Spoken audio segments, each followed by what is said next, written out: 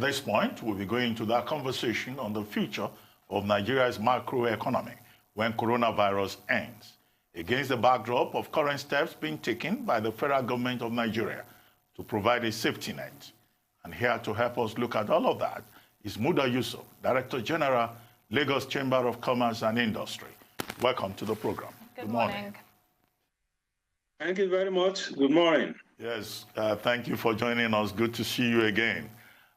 Quickly, before we begin to go into all the details, recently the federal government took the decision to ease the COVID-19 lockdown in Lagos, Ogun, and the Federal Capital Territory. And across the country, state governments have also relaxed the lockdown order. Do you think that, this was a necessary step that governments actually needed to take, or do you think that it was premature? And what have we observed in terms of the implications of the lockdown for, business in Nigeria? Well, thank you very much again for inviting me. I think the decision to ease the lockdown was a necessary one. It was the right thing to do, because in order to also preserve the health of the people, you also need to ensure that you preserve their livelihood. I know it's a very difficult choice to make, but the two components of life are important: the life of the people and the livelihood of the people. So we just need to maintain a balance. So that is why I will welcome the decision of the government to ease the lockdown. But we need to also realize that it's just a partial lifting of lockdown. We still have major problems with interstate connectivity, which is creating a major problem even for the economy itself, in spite of the fact that the lockdown has been eased. We still have some critical sectors that impact, especially on small businesses, that are still under lockdown. For instance, the entertainment industry. To the extent that we can no longer have gatherings of more than 20 people. All the businesses and the economies around issues of ceremonies, weddings, conferences, exhibitions, and all of that. Even the hospitality industry, the aviation sector. We have a whole lot of small and micro enterprises around this industry. You'll be talking about the caterers, for instance. You'll be talking about those who are in the rental business. You'll be talking about those who are in the Ashwebi business. You'll be talking about the tailors. You'll be talking about those who are in the issue of decoration, the musicians, and all of that. So we have a whole lot of elements within the SME sector that are still under lockdown. And perhaps rightly so, because of the issue of the containment of this pandemic and the fact that we are seeing an increase in the number.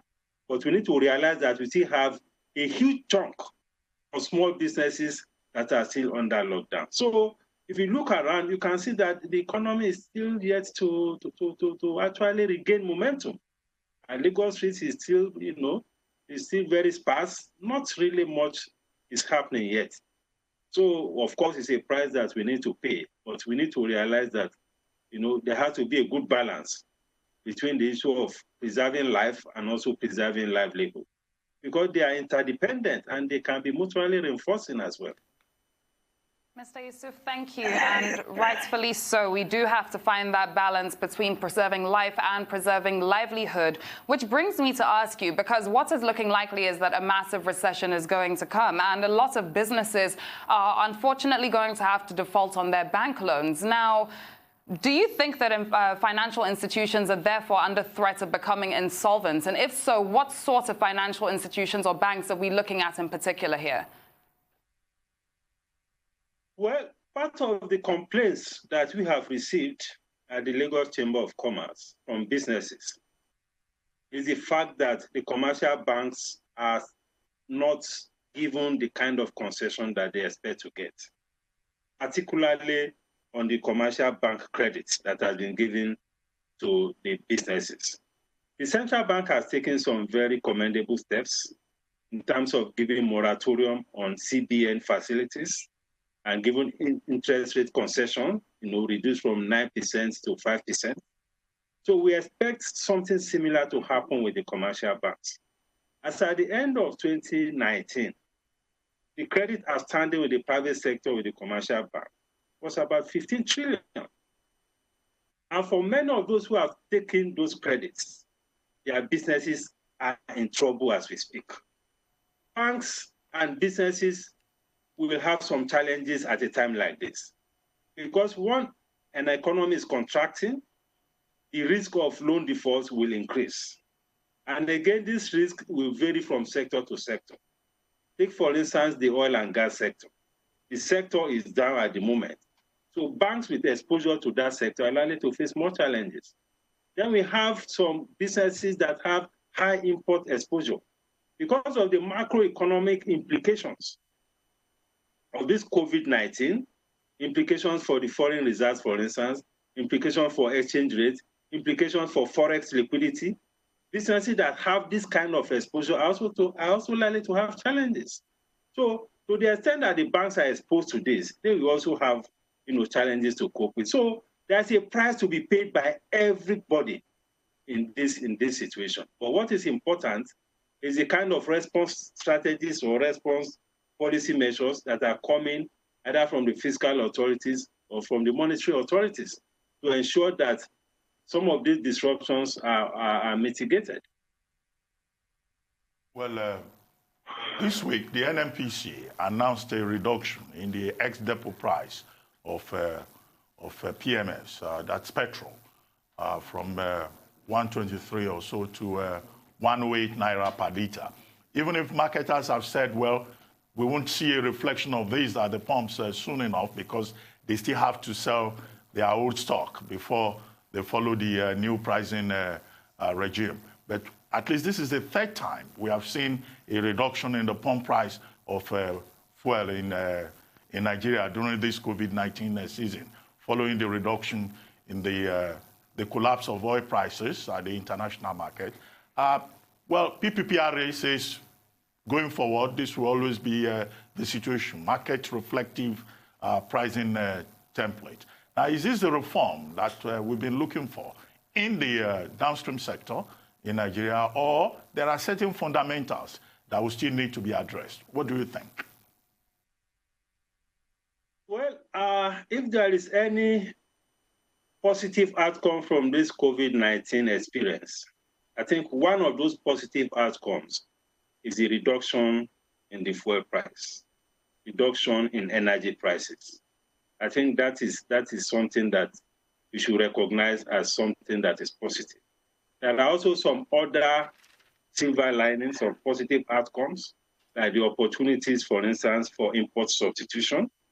Now, with what is happening, import is going to become more expensive, either import of finished goods or import of raw materials.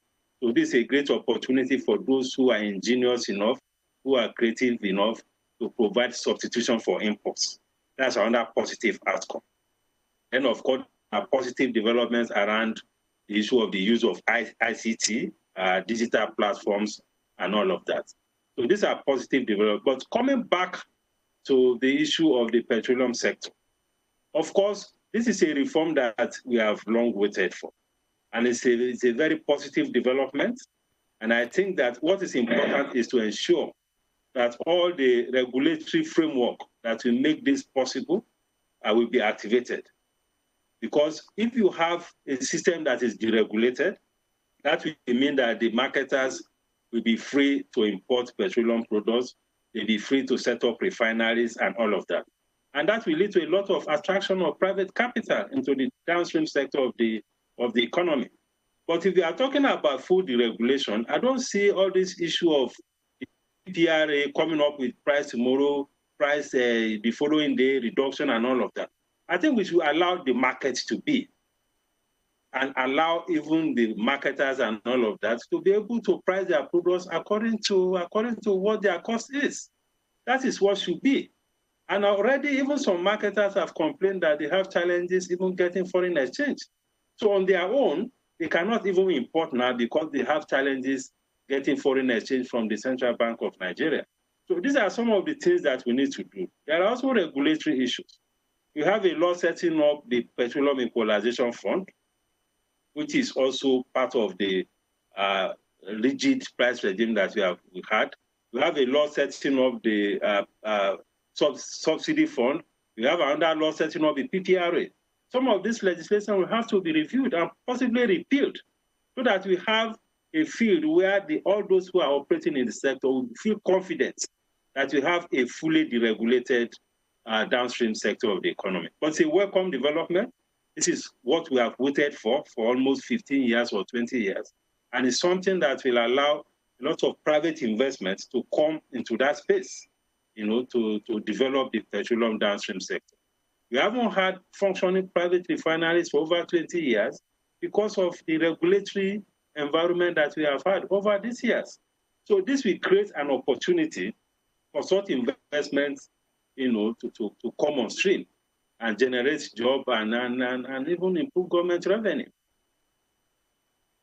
Thank you for your analysis on that. Now, I'm taking a look at a PwC report that says that MSMEs contributes 48% to our national GDP here in Nigeria, accounts for 96% of businesses and over 80% of employment. Now, therefore, of course, as we've been discussing, the effects on MSMEs is dire and is going to be even more dire. But if we're looking at turning lemons into lemonade, do you see any new areas for employment that we can start to maximize the potential of that have risen due to COVID-19? Well, there are areas, as I said, first, because imports are going to become more expensive as a result of the collapse of oil price. We are going to see an exchange rate depreciation, which may be drastic. We're already experiencing that. So there's a huge opportunity for import substitution.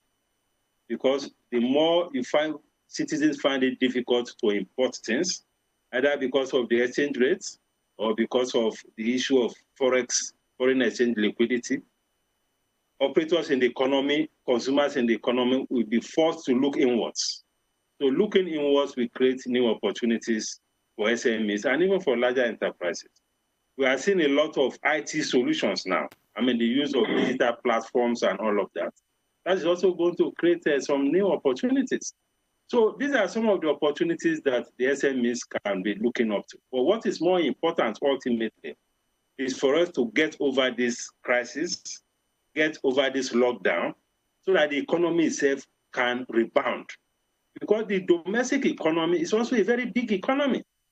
All this problem of interstate lockdown, interstate access, lockdown of ceremonies and all of that, if by the grace of God we're able to flatten the curve and even get the curve to decelerate and the economy comes back alive, and you have the right kind of policy environment, you focus more on the ease of doing business, this economy also has the capacity to self-regenerate because it's a big economy.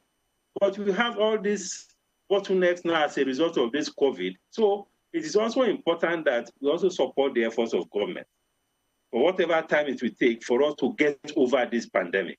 The moment we get over it, the economy, by virtue of its size, also has the capacity to bounce back because it's a very big economy. This bad because we still have all these challenges with managing the COVID and all these restrictions with movement, with events and all of that. The moment that is off, the economy has a good chance to also come alive. And of course, there will be adjustments here and there, but there are prospects of a rebound of the economy because the country is blessed with a lot of entrepreneurs. We have very ingenious people, we have very enterprising population, and we have the capacity and the resilience to adjust to some of these things. So the opportunities are there, but these opportunities will only manifest after we're able to get over this pandemic and all the restrictions that have come with it.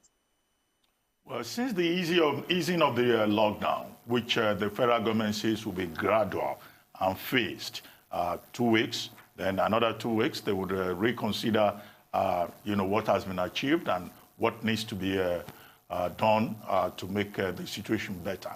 One of the observations has been that, look, Nigerians have refused to take responsibility.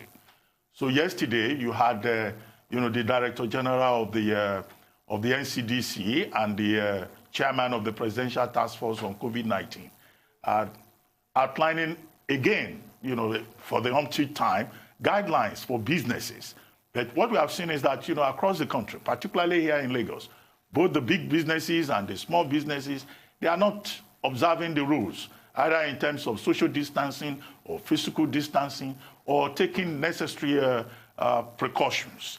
What do you think is responsible for this? And is your chamber, involved in any activity to get, businesses to realize that this COVID-19 season requires new way of doing things? Well, I will not fully agree with you that all businesses are not compliant. I know that, okay, let me say this, that most of the corporates, most of them, has high level of compliance within the corporate community, particularly in the formal sector. As we speak, as part of the partial lockdown, many of the offices are running with maybe around 20% or less of their staff. And each company, particularly the corporates, have put in place company-specific measures to ensure that there is compliance with the protocols and all of that. I take the point that there are a lot more challenges in the informal sector, particularly around the markets, around the public transportation system, and all of that. And I imagine that if you look at the use of masks, for instance, practically everywhere you go around Lagos, practically everybody is putting on the mask, even inside the public transportation system. And I've seen that even in the public transportation system, there has been a scaling up of enforcement. Because in this environment, it is one thing for you to put a legislation or regulation in place. If it is not complemented by proper enforcement, sometimes you have a lot of lapses. So the Lagos State government, from what I've seen, last month the police have scaled up the enforcement of this legislation. And again, the banks also did not help matters. The first few days after the partial lifting of the lockdown, many branches were not open. So that also created a lot of problem within the banking premises, long queues, people scrambling to get into the banks and all of that. So we also need to appeal to the banking community. At a time like this, their doors should be wide open so that as many branches as possible should be open, so that we don't have concentration of people who want to do banking business in just the few banks that are open. So the banks also should help the government to ensure that this situation is also addressed. But I agree with you, there's a lot that we need to do in terms of sensitization. There's a lot that needs to be done in terms of enforcement. All of this, I think, and within the Chamber of Commerce and the other other organs of the organized private sector, there's a lot of sensitization within our own constituencies. A lot of information that we have got from international organizations, from even local organizations, from the LCDC and all of that. All this information has been disseminated by practically all the major players in the organized private sector to ensure that within the corporate community, there is a high level of compliance.